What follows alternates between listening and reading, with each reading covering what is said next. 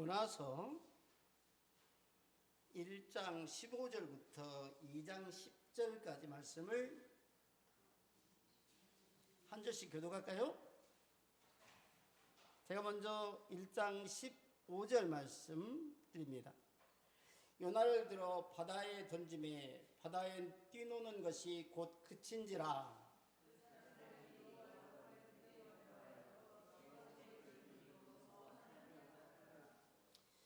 여호와께서 이미 큰 물고기를 예비하사 요나를 삼키게 하셨으므로 요나가 제 3일 3날을 물고기 뱃속에 있으니라.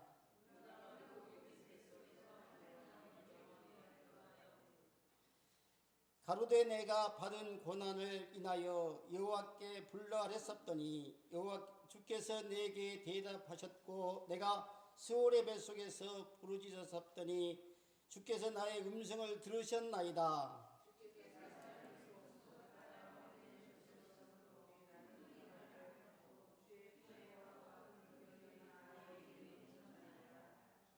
내가 말하기를 내가 주의 목전에서 쫓겨났을지라도 다시 주의 성전을 바라보겠다 하였나이다.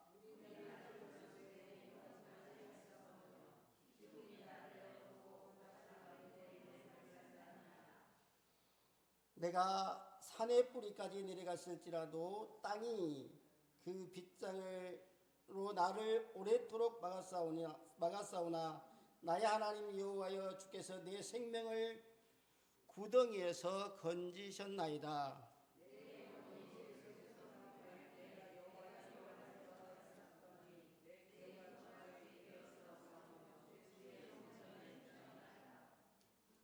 무릇 거짓되고 헛된 것을 숭상하는 자는 자기에게 베푸신 은혜를 버렸사오나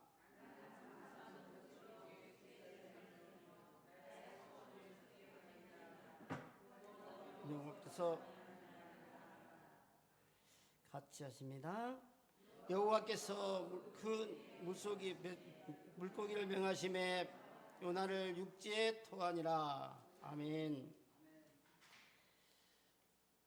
하나님의 말씀이 선지자였던 요나에게 임합니다. 뭐라고? 요나서 1장 서두를 가보면 요나야 너는 일어나서 저 큰 성읍 니느웨에 가서 외치라. 이것이 이 성이 앞으로 멸망할 것이다. 이제 그렇게 외치라고 말씀을 하십니다. 여호와의 말씀을 듣고 요나가 기쁜 마음으로 간 것이 아니었고 여호와 하나님께서 그 요나에게 그런 말씀을 하셨을 때 요나는 자기에게 주어진 사명을 싫어해서 이제 도망감으로 말미암아 사건이 일어나게 되죠. 그가 여호와의 3절 말씀에 보니까 그가 여호와의 낯을 피하여 함께 다시스로 가려고 선가를 주고 배에 올랐더라 이렇게 있거든요. 뱃삭스를 주고 배를 타고 이제 니느웨로 가라고 한 하나님의 명령을 어기고 다시스로 도망가는 그런 결과를 가져오죠. 너무나 잘 하시는 말씀이지만 한번 질문을 드려볼까요? 요나가 어떻게 될게요? 요나가 어떻게 됐습니까? 다시스로 가는 길을 형통하게 잘 갔을까요? 못 갔죠? 하나님께서 요나의 길을 막으셨어요.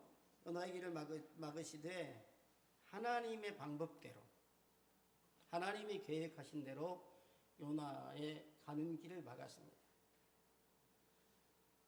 배를 타고 다시스에서 이제 다시스로 가려고 배를 타고 도망가는 요나의 길을 막으시되 풍랑을 일으켜서 배가 거의 이렇게 부서지게 되는 파손되게 되는 결과를 가져오게 되죠.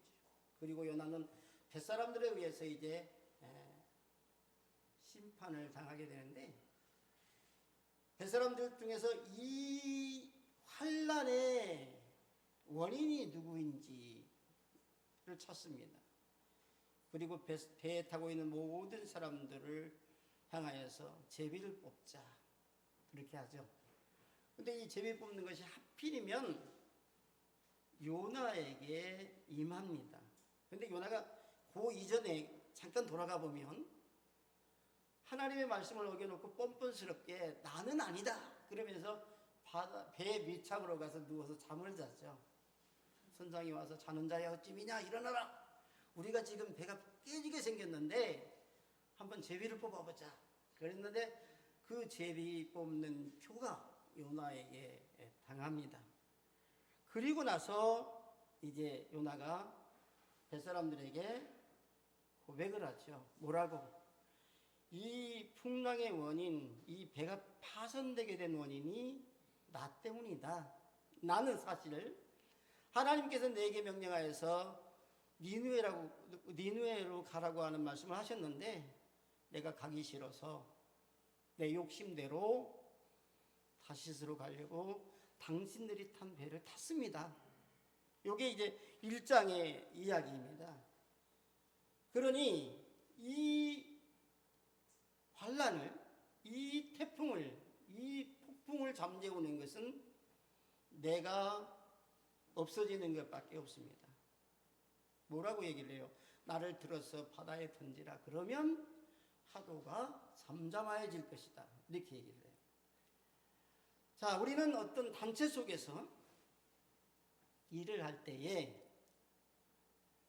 그 일들이 잘 되면 좋겠지만 잘 안 될 때가 있어요. 그러면 뭐라고 얘기를 해요? 한 번쯤 나 자신을 돌아보고 원인이 나한테 있다 이렇게 해야 되는데 이게 어떻게 돌아가요? 원인이 당신한테 있어. 그러면서 다른 사람에게 원인을 돌리게 되죠. 그리고 점점 일은 꼬이게 되고 어려움을 만나게 됩니다. 요나의 고백 한마디, 원인은 나한테 있습니다 라고 할 때 뱃사람들이 너무 두렵고 떨려서 그러면 어떻게 하랴? 이렇게 묻죠. 그때 요나가 말하기를 나를 들어서 바다에 던지면 바다가 잠잠해질 것이고 당신들은 평안할 거다. 그러니 나를 들어서 바다에 던지라. 뱃사람들은 너무 두렵고 떨려서 어찌할 바를 모르는 광경을 보게 되죠. 그런데 신기하게 요나를 던지는 순간 바다는 언제 그랬느냐는 듯이 잠잠하게 이제 폭풍이 잦아들었습니다. 자, 그러면 요나는 바다에 들어갔으니까 어떻게 돼요? 죽어야 되잖아요. 그런데 바다에 던지는 순간 하나님이 요나를 부르십니다. 자, 여기서 제가 이제 다시 하나님 앞에 이렇게 썼는데 또 다른 하나의 명제를 붙인다면 요나야 나는 너를 사랑해. 나와 함께 가자.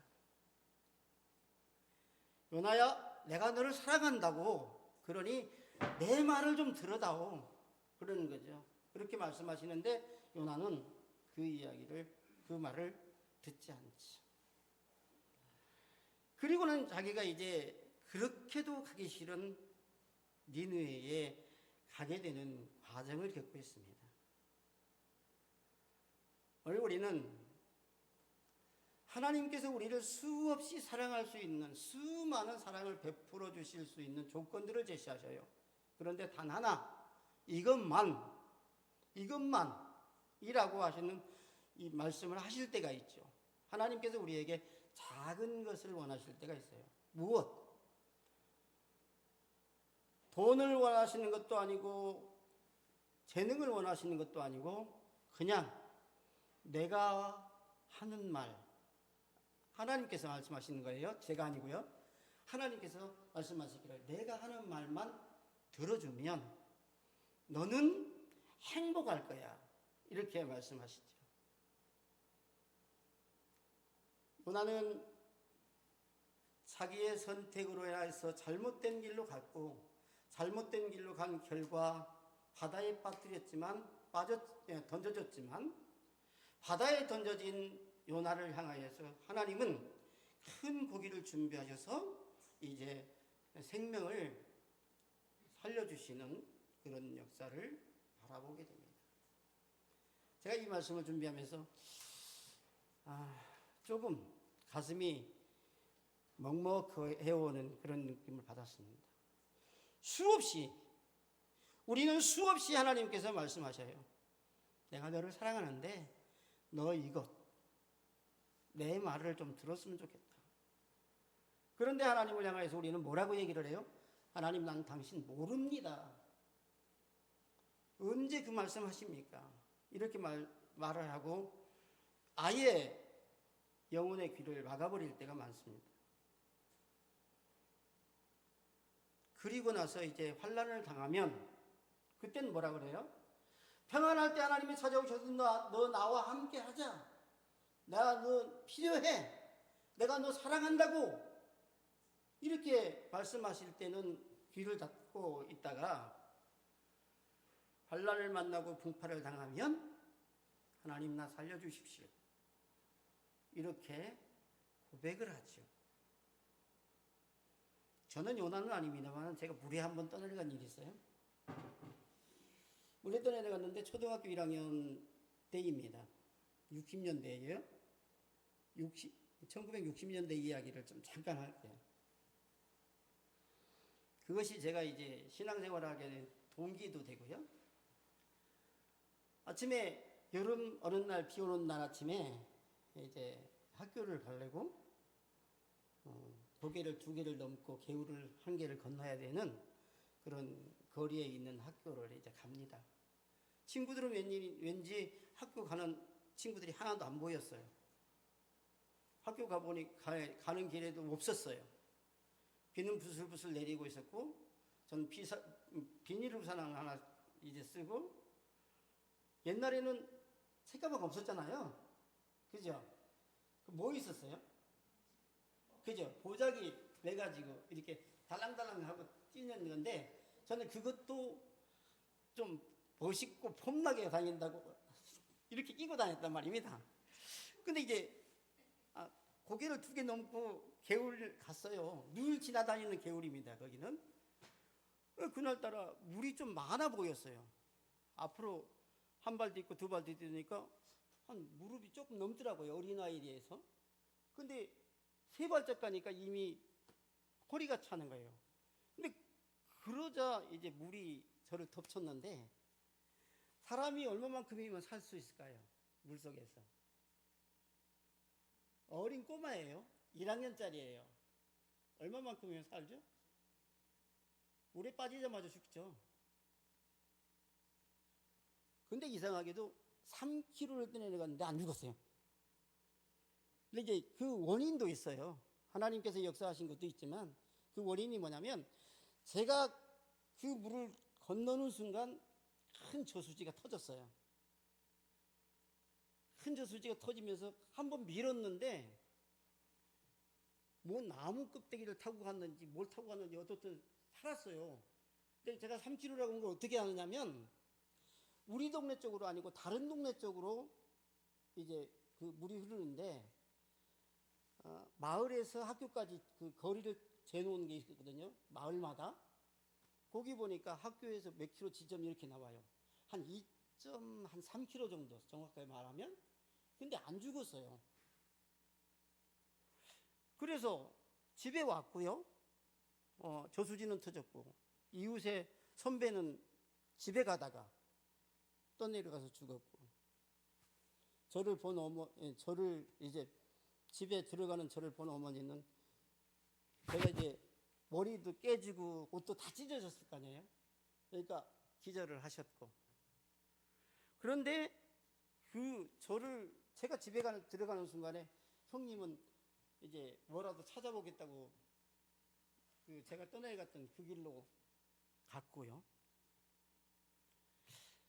그 다음에 제가 풀리지 않는 수수께끼가 있습니다. 하나님, 어린 꼬마가 물에 들어가면 금방 죽는 건 사실입니다. 근데 2.78km 어떻게 됐을까요? 도저히 해답이 안 나오는 거죠. 그래서 제가 결국은 아무도 다니지 않는 교회, 그것도 거리가 꽤 먼 산골을 지나는 그 거리를 이제 다니면서 교회를 다니기 시작했는데, 성년이 되기까지 문제를 해결 못했어요. 어떻게 살았고, 만약에 하나님이 살려주셨다면 하나님은 어떤 방법으로 살려주셨고 왜 살려주셨을까? 신학을 하면서 이제 조금은 깨달았습니다. 우리는 우리가 생각하지 못한 일들을 만날 때가 많습니다. 그리고 그 문제의 해결을 내 계산으로 해결이 안 될 때가 많아요.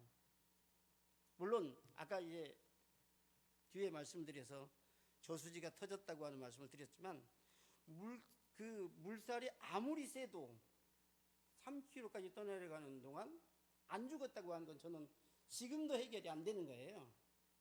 그렇다고 해서 저를 그냥 그 가까운 데 있는 데서 물에 들어간 아이를 잡아다가 거기다 놨을 리도 없잖아요. 해결이 안 되고, 지금 생각해 보면 그냥 하나님의 은혜다 그렇게 생각할 수밖에 없어서 그냥 저는 그렇게 믿고 있어요. 자, 말씀 너무 곁길로 갔는데 본론으로 돌아올게요. 3절 말씀에서 이렇게 얘기를 하죠. 주께서 나를 깊음 속 바다 가운데 던지셨으므로 큰 물이 나를 들렸고 주의 파도와 큰 물결이 내 위를 덮여 위에 넘치나이다 그래요. 자, 그가 기도하는 그 하나님께 기도하려고 애쓸 때에 그의 마음 한가운데 떠오르는 것은 뭘까요? 두렵고 떨리는 유혹이 있습니다. 유혹스러운 생각이 있는데 그 유혹스러운 생각이 무엇인가 한번 볼게요. 맨 처음에 그의 마음에 떠오르는 것이 하나님이 나를 필요로 하셔서 부르신다, 이렇게 생각했으면 좋은데, 지긋지긋하게 하나님은 나를 따라다니면서 나를 못 살게 하고 나를 끌고 가시려고 한다, 그런 생각을 하게 되죠. 3절 말씀 다시 한번 읽어볼까요? 3절 갑니다. 시작.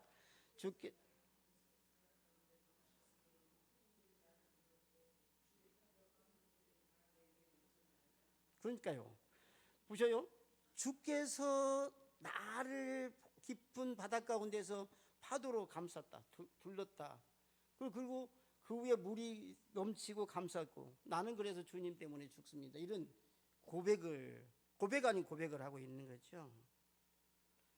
맨 처음 그의 마음에 떠오르는 것이 바로 그겁니다. 하나님을 향하여서 싸워보겠다고 하는 그런 생각을 하지요. 하나님하고 사람하고 싸우면 누가 이길까요? 하나님하고 사람하고 싸우면 누가 이겨요? 당연히 사람은 하나님을 이기실 수 없습니다. 어린아이하고 어른하고 싸우면 옛날에는 어른이 이겼죠. 근데 요즘에는 어린아이가 이긴다 그래요. 그러나 하나님과 우리는 절대 게임의 상대가 되지 않습니다. 본문에서 말하고 있는 것 가운데 보면 왜 그런가? 이유는 그 당시에 요나의 마음은 그를 던져넣은 사공에게 있지 않고 전적으로 하나님을 향한 원망의 모습입니다. 기도라고 하는 형식을 빌려서 얘기를 하고 있지만 그것이 그가 주님께서 나를 깊음 속에 깊은 바닷 가운데 던지셨으므로 라고 말하고 있기 때문이지요. 그 다음에 뭐라고 얘기를 해요?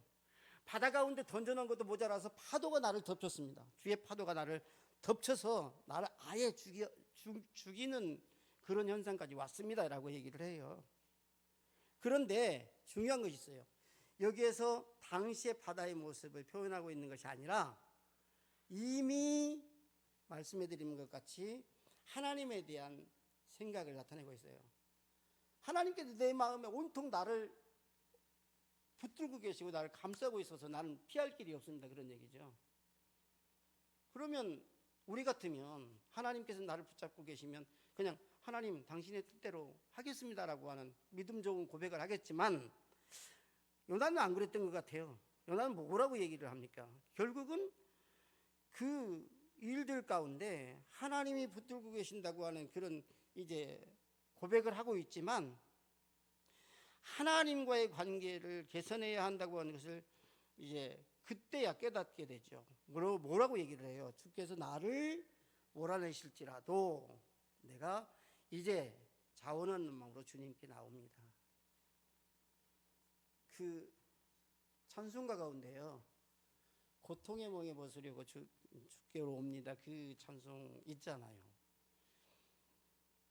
우리는 고통과 고난이라고 하는 사건들을 통해서 주님을 만나게 되고 그 고통과 고난 가운데에서 대부분 주님께로 돌아온다 라고 고백을 합니다.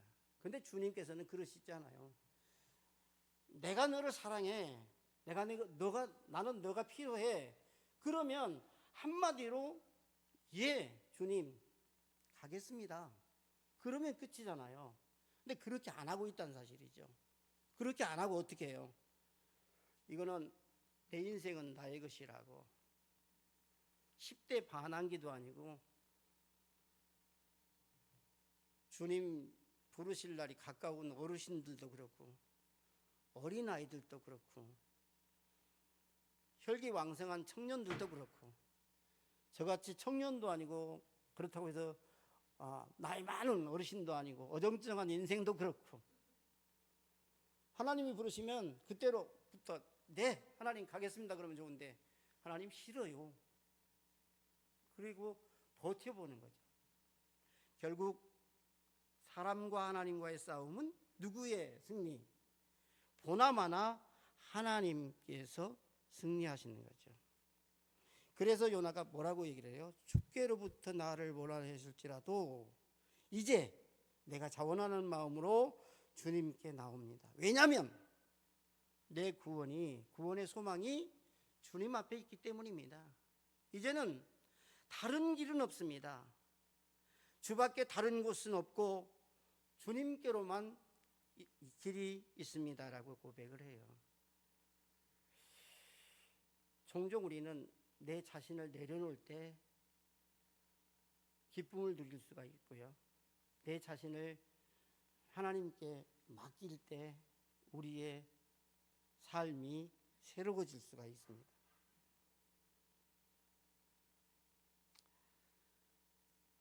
사람이 살아가는 가운데 어떤 것이 가장 기쁘고 즐거울까요? 그거는 기도할 때 기도가 응답되어지는 거라고 얘기를 하죠. 근데 우리는 말을 잘해요. 기도할 때 기도가 응답되어지면 편안하고 형통하다고. 근데 그 기도가 응답되어지기까지 얼마나 노력을 많이 했을까요? 그리고 얼마나 많은 그 포기를 했을까요? 오늘 요나는 처음에 자기 자신을 포기하지 않았기 때문에 하나님께서 꺾으시는 방법으로 그렇게 했습니다. 4절 말씀 볼게요. 4절 한번 읽어봅니다. 4절 중간만 읽겠습니다. 4절 어디 보시자면 다시부터요. 4절 다시라고 하는 게 있어요. 다시 주의 성전을 바라보겠나이다. 그 부분요. 한번 같이 읽어보겠습니다. 2장 4절요. 요나서 2장 4절. 아니 거기서부터 말고요. 다시 시작. 다시 주의 성전을 바라보겠다 하였나이다. 자, 그러면 다시 그랬는데 처음에 누구 앞에 있었죠? 요나가 당당하게 하나님 앞에 있었죠. 하나님께서 말씀하실 때 그 앞에 있었는데 실수입니다. 하나님 혼자 하십시오 이렇게 반항하고 갔죠. 근데 다시 돌아왔어요. 왜 그랬을까요? 하나님께서 지금 앞에 부분에서 뭐라고 말씀하시냐면 너는 가면 안 돼 이런 내용이 들어있거든요. 그러면서 제가 좀 부연해서 넣는 이야기입니다만 나는 네가 필요해 이렇게 말씀하신 부분이 있어요. 근데 거기에 이제 거기에 대한 응답이죠. 요나가 가장 기도에서 응답받기 쉬운 과정까지 왔어요. 주의 성전을 언급하면서 요나는 의심 없이 성전을 자신의 믿음에 대한 격려물로 삼았어요. 내가 믿음이 좋기 때문에 하나님께서 나를 필요로 하시고 나로 하여금 이제 하나님의 말씀 앞에 서게 했다, 이렇게 얘기를 하죠. 당시에 멀리 쫓겨났기 때문에 자신의 소망을 불러일으키려고 굳세게 할 수 있는 모든 일들을 총동원하고 있는 거죠. 사실은 요나 믿음이 그렇게 있지 않잖아요. 그런데 이런 고백 저런 고백, 그러니까 이런 기도도 하고 저런 기도도 하면서 하나님과 내가 이렇게 친해 라고 이야기를 하고 있습니다. 그러면 실제로 어떤 사람이었을까요? 요나는 실제로 어떤 사람이었을까? 제가 조금 찾아보니까 그는 실제로 할례를 받았고 어렸을 때부터 하나님을 경외하는 사람이었고 율법의 교육을 받았고 제사를 집행하는 제사장 역할을 했던 사람으로 성전을이라고 일컫기에 합당한 사람이다. 이 모든 것들이 그 요나가 고백하는 속에 들어 있습니다. 그럼에도 불구하고 하나님 말씀을 어기고 갔단 말이죠. 요나는 극심한 환경 가운데 이제 있고 역경 가운데서 선한 소망을 맞이하기 위해서 자기 자신을 이제 하나님 앞에 서게 해달라고 하는 그런 간절한 마음을 가지고 스스로를 나는 믿음 있는 사람이야 라고 이야기를 하는 거죠. 그런데 9절 말씀을 보니까 이렇게 얘기를 해요. 9절 한번 읽어보겠습니다. 9절은 다 같이 합니다. 9절, 2장 9절 같이 하시겠습니다. 네.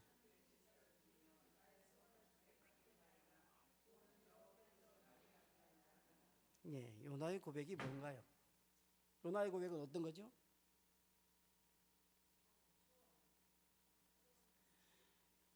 요나가 처음에 어떤 사람이었어요? 처음에 요나야, 너 내 말 좀 들어라, 이렇게 얘기를 하죠. 나는 네가 필요해. 그러니까 니느웨로 좀 가주게 줄 수 있니? 요나가 말하기를 싫습니다, 하나님. 그리고 어려움 당하고 나서 이제 믿음이 있는 사람의 모습으로 고백을 하죠. 그런데 그것도 실상은 믿음이 있는 게 아니라 하나님의 그 이름을 의지해서. 근데 돌이켜 보니까 믿음이 없는 게 아니에요.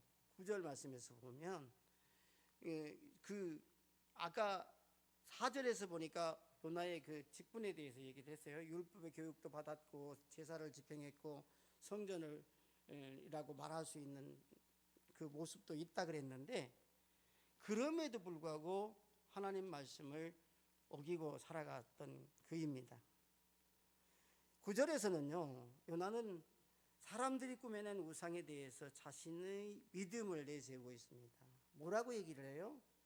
나는 감사의 목소리로 주께 제사를 드렸습니다. 얘기해요. 이게 이제 자기 신앙 고백의 대상을 주님께 기도했다고 하는 것으로 얘기하는 것이 아니라 제사를 드렸다. 구약 시대이니까 그런 표현을 썼는지도 모르겠지만 이 말 뒤에 오는 것이 무엇이냐면 이런 것들이 있죠. 그 뒤를 이어서 이제 고백하는 것들이 있는데 이전에는 하나님께 대한 감사를 고백했던 그 요나가 이제 와서는 어리석게도 우상을 경멸한다고 이야기를 하고 있습니다. 하나님에 대한 어떤 감사의 고백보다도 내가 너 때문에, 그러니까 다른 것 때문에 자기가 하나님 앞에 이런 삶을 살았다라고 이야기를 하고 있는 거죠. 따라서 우리는 이렇게 얘기를 해볼 수 있어요. 진실한 예배, 사람들은 그것들 때문에 어떤 자기가 의지하고 있는 것들 때문에 참된 하나님과의 관계에 대해서 멀어져 갈 때가 많습니다. 사람들과의 관계가 중요해서 주일날 조금 곁길로 가고요.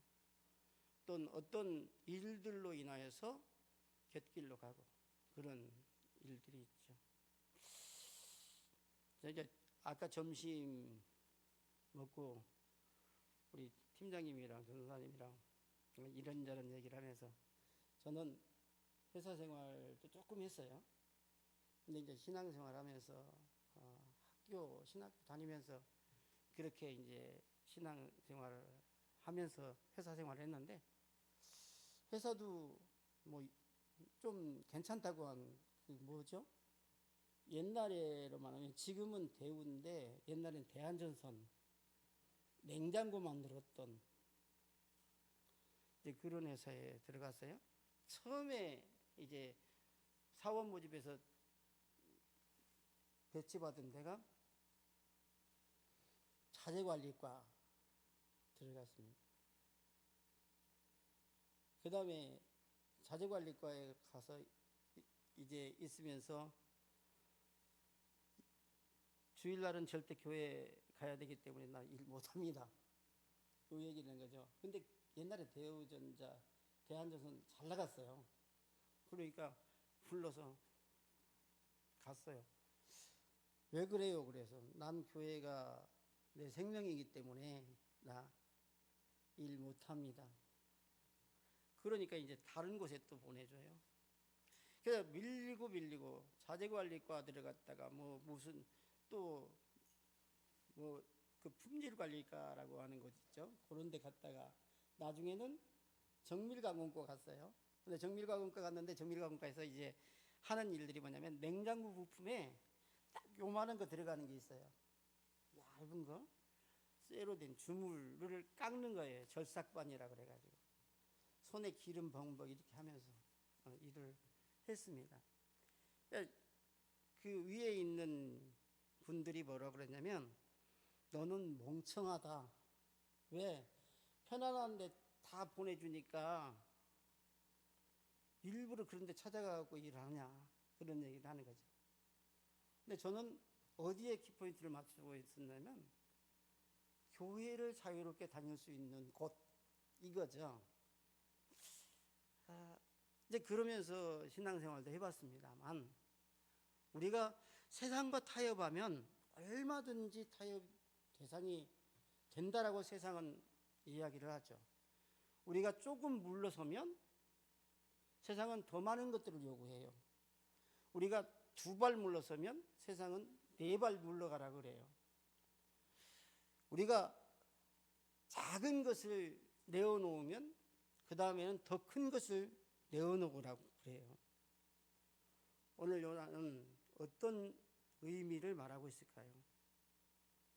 자기의 상대에서 그 신앙의 배경 가운데 믿음 있는 삶으로 할례도 받았고 하나님을 사랑하는 경외하는 사람이었고 율법 교육도 받았던 이 사람이 세상을 향하여서 눈을 돌리고 하나님 말씀을 피하려고 하는 그런 의미를 갖게 되었던 것을 보게 됩니다. 그러면 사람들은 이런 것들 때문에 참되신 하나님과 그에 대한 진실한 예배를 멀어지게 되죠. 오늘은 이런 일들 때문에, 내일은 이런 일 때문에 이렇게 일을 합니다. 그러나 우리의 이제 삶에 있어서 우선순위는 어디다 둬야 될까요? 우선순위는 하나님을 향하여 맞추는 것이 맞습니다. 그랬을 때 하나님이 나는 네가 필요해. 내가 너를 사랑한다고 이렇게 말씀하시겠죠. 말씀을 정리해 볼까 싶습니다. 이게 요나는 하나님만의 그 축복의 풍성함을 소유하고 하나님만 요나가 고백하기를 하나님만 즉 하나님만이 풍성한 축복의 모든 것들을 갖고 계시다고 그리고 높고 높은 곳에 하나님께서 계시다고 이렇게 고백을 하죠. 그러면 진실한 하나님을 찾는 자는 구원을 받고 원하는 모든 것들을 발견한다라고 하는 의미를 갖게 되는데 우리가 우리의 안위를 위해서 우리의 편안함을 위해서 하나님에게서 멀어지면 세상은 우리를 향하여서 그래, 그 정도에서 괜찮아 이렇게 얘기하지 않고 아니야, 좀 더 멀어져, 좀 더 멀어져 이렇게 얘기를 합니다.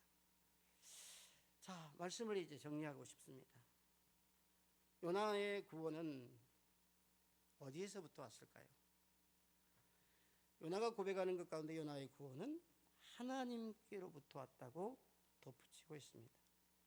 즉, 구원의 문제에 있어서 요나는 하나님 없이는 안 된다라고 얘기를 하죠. 구원의 역사는 절대자이신 하나님께 속한 것이기 때문에 그렇다고 의미합니다. 구원은 하나님의 특권입니다. 구원은 사람이 어찌할 수 없는 것이고 하나님의 특권이고 하나님의 사랑의 특권입니다.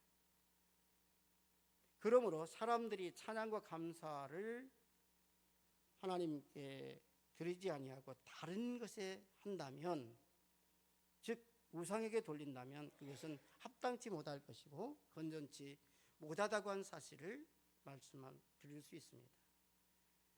하나님의 권면을 멀리하지 말아야 되겠지요. 하나님의 권면을 귀담아 듣는 것이 무엇보다 중요합니다. 여기서 결론입니다. 사랑하는 성도님 여러분, 여러분의 삶은 지금 어디에 있습니까? 여러분의 계획, 여러분의 소망은 어디에 있습니까? 세상으로 이제 향하여 있다면 멈추십시오. 그리고 돌아가십시오. 다시 하나님 앞으로 기도하겠습니다. 거룩하신 하나님 아버지, 은혜를 무한히 감사합니다. 오늘 또 주님이 원하시는 삶 가운데 살기를 소망합니다. 우리가 미련하고 부족하여서 하나님께서 원하시는 뜻을 거역하고 늘 세상 속으로 빠져가서 그것이 더 즐겁고 그것이 더 유익하다고 말할 때가 많습니다. 하나님, 우리의 우둔한 생각들을 깨뜨리시고 우리의 미련한 생각들을 깨뜨려서 하나님께서 원하시는 신실한 사람으로 세워주시고 믿음의 사람으로 세워서 하나님의 도구로 사용하심으로 축복된 인생을 살게 도와 주옵소서. 오늘도 저희들 속에 함께 하사 하나님 품으로 돌아가기를 원하는 저희들의 삶이 온전히 하나님을 향하는 믿음의 삶이 되게 도와 주옵소서. 예수님 이름으로 기도드리옵나이다. 아멘.